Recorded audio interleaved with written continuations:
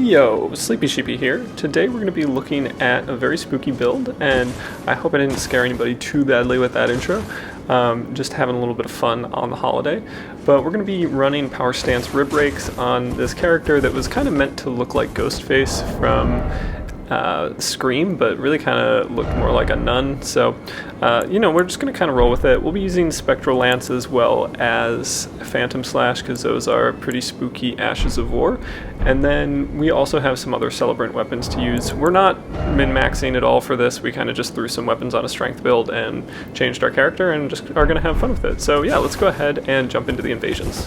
Alright, so jumping into this first invasion, we're going for very quick kills with our Ashes of War. So we're getting some very good damage on this one player pretty quick, and Phantom Slash actually has enough range to catch that player, so we turn it into a 2v1 before we even lose the iframes of our spawn, which is really fantastic. And then we move into a room that has a little bit of PvE. We're trying not to rush things too much, but if we can isolate our opponents, that's going to be ideal. And we are able to do that while the PvE goes for the host, and we're able to get Phantom Slash again on the other Phantom. And now we go for Spectral Lance, and I'm not totally sure if it was my hit that connected and killed that player or if it was the hit of the Beastman, but either way, the player is gone and we're able to move on to the next one. So this next invasion is going to be what I thought was kind of the correct approach for this particular challenge, which was just getting the final kill with our Ashes of War. So that's going to be what we're going for in this particular invasion.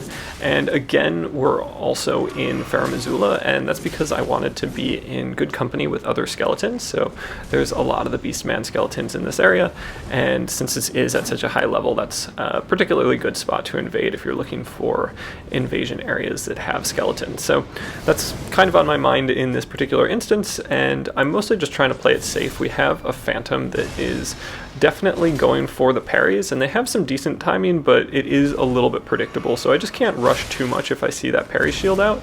And I also do need to be aware of their other Ash of War, which is Storm Stomp, because that can definitely catch you. And when you're running, I think this build has 41 poise or something like that, something very low. The low poise can definitely be scary, so faster weapons are going to be problematic for this build. Rivers of Blood is problematic for this build, but that's, pretty much okay because this is just for fun. And we're kind of chipping away at our opponents. We also have some Bestial Vitality in the mix because this feels like it might be a long one, and it's just nice to have some of that extra kind of gradual HP increase over time. And we are, kind of doing more chip damage, looking out, seeing if we can get some more hits in from the PvE and just kind of whittle these opponents down. This one felt a lot more like a Dark Souls 3 invasion where there's nothing too high damaging all at once, and you can actually bleed your opponents out of heals completely, which I don't find to be as common in Elden Ring, where it seems like most of the time you're trying to get your opponent in one-shot range and then hit them really hard with something they're not expecting, like an Ash of War. But this is more of a chip damage battle, which is fun, and I think it is a little bit better for skill expression because it's accumulation of mistakes that really either win or lose an invasion for you or your opponent rather than just one mistake.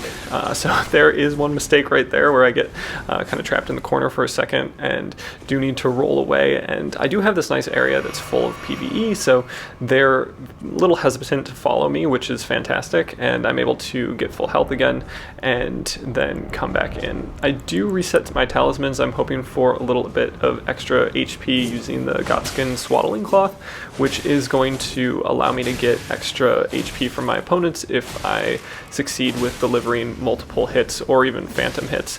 And because the spears do connect or phantom connect very frequently, even even if they're not doing damage, you still get some of that HP back. So it can be pretty nice to have that on. I definitely enjoyed using that for this particular build. Another good option is going to be Millicent's Prosthesis, just because that's going to raise your dex. And I was running these with a Quality Infusion, which I don't normally do, but that's a great option.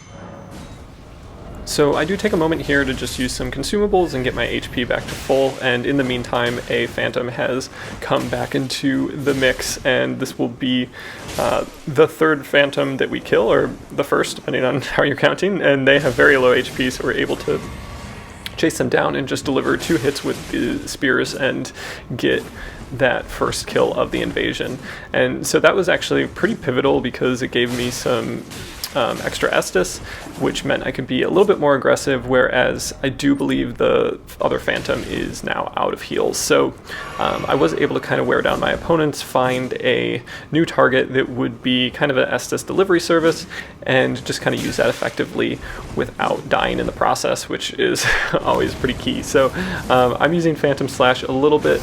I don't want to approach too much. One thing that's nice about Phantom Slash is you can unlock and then turn the other way while the first and second parts are going on. So that allows you to kind of just send that Phantom in, and it's a very safe play because the Phantom, it doesn't matter if it gets hit, it's not going to take any damage, and you get sent the other way pretty quickly.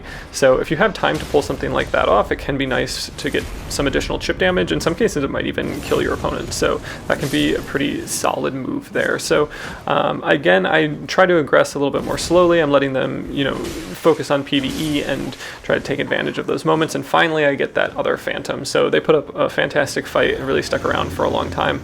Also at this point I realized I never used my Physic, but I do drink it now. I probably should have used it at the beginning of the invasion since it has the tier to negate some damage, but I've got it now, and now I can kind of just run in and chase down the host. So I'm, you know, not too concerned at this point. There is a possibility that they'll summon another Phantom, but they're fairly aggressive, and really a player with a Bloodhound Fang is not too scary, and we do get the finish with the Phantom Slash. So that's what I thought this challenge was about, was just getting the finish with the Phantom Slash, but I'm not sure if it totally matters or not. And again, here we are in Farum Azula, living with the skeletons, trying to protect them, doing our best on Halloween. And this invasion I mostly just included because it was a flawless, so we get some hits in with the Grave Scythe, and we're able to just very effectively chase down the player with the Colossal Swords. And now we take a minute, we let the host here just kind of run around. I wasn't sure if they were going to summon anybody else or if we'd have some additional players in the mix, so I kind of gave them a minute to just make some decisions about that. And then here they're going to go after the PvE, and I do need to defend my skeleton friends, so I decide to get out the Celebrant Sickle, which is a dagger, and for this one I put parry on it just because that's always fun. And so I go for a quick attack with the parry. That poise breaks them, they attack out of stun, I'm able to parry it and then get the riposte. So that was just a nice flawless invasion, and one where I was able to protect some skeletons. So this next one has some good elevator shenanigans, and here I thought I was going to be smart and hop off early before it goes all the way down, but I wasn't the only one with that idea, and that ends up being a great way to isolate this opponent. And they eat a couple hits with the Power Stance Spears and go down pretty fast. And then I love that moment there where the player, you know, jumps out to get me and I jump on to get them, and we just kind of miss each other. And this one just felt like a very Sigurd moment, so I was live streaming that, and shout out to Iced Estes for kind of pointing that out. But I do love some elevator shenanigans. And then this one also has a very kind of horror story ending. So the elevator comes down, and I'm still going for the Phantom. I was, you know, intending to go for the Phantom first and then the host, but it looks like the Phantom is actually going down, and you can kind of see them on screen. I'm not sure I actually saw that during the live invasion, but I do hop down and see the host, and so at this point I start getting a little bit aggressive. The Phantom's nowhere to be found, so I just do what I can.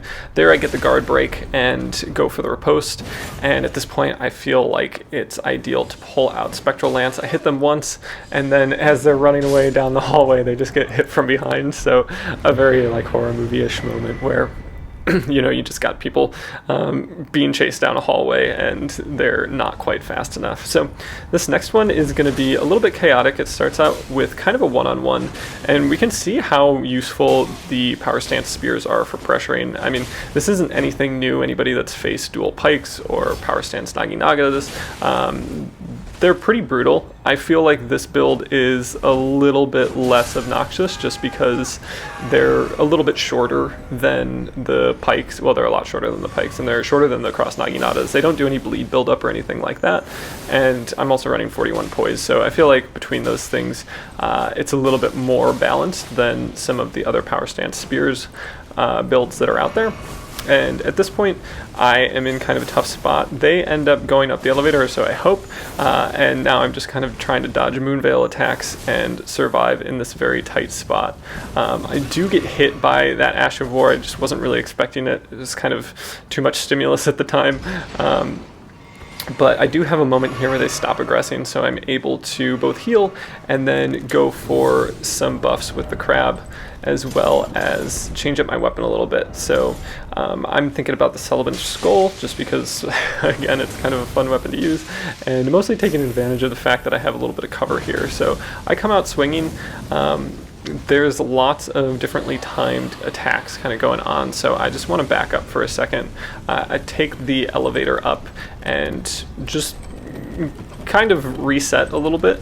I think this is a useful thing to do if things get a little chaotic. Usually your opponents will burn through their FP or be following you with some sort of attacks, and this just gives you a second to reset. You can apply new buffs, and you can just think about how you want to approach next. So I know some magic is in the mix, so I go ahead and use magic fortification, and then I do feel like I need to be a little bit faster, so I switch back over to the power stance spears.